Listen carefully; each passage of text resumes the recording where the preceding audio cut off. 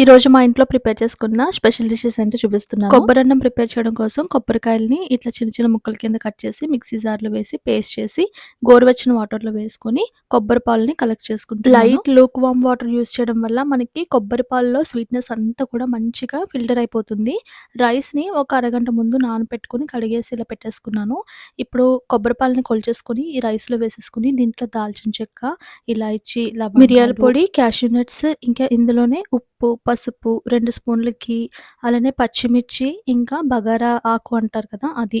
ఇవన్నీ వేసుకొని బాగా కలిపేసి ఒక్కసారి టేస్ట్ చూసుకోవాలి. ఉప్పు అంతా సరిపోయింది అంటే గనక స్టవ్ మీద పెట్టి ఒక 3 విజిల్స్ వేయించుకోవాలి. ఈ కొబ్బరన్నానికి కాంబినేషన్‌గా చికెన్ ఫ్రై, ఇంకా చికెన్ కర్రీ ప్రిపేర్ చేస్తున్నాము. ఈ చికెన్ కర్రీ ఎలా ఉండాలంటే కొంచెం గ్రేవీగా అలా ఉంటే ఈ రైస్‌కి సెట్ అవుతుందనమాట. మంచి కారం కారంగా గ్రేవీగా ప్రిపేర్ చేసుకున్నాము. ఈరోజు మా ఇంట్లో సండే స్పెషల్‌గా కొబ్బరి అన్నం, చికెన్ గ్రేవీ కర్రీ, అలానే చికెన్ ఫ్రై రెడీ అయిపోయాయి.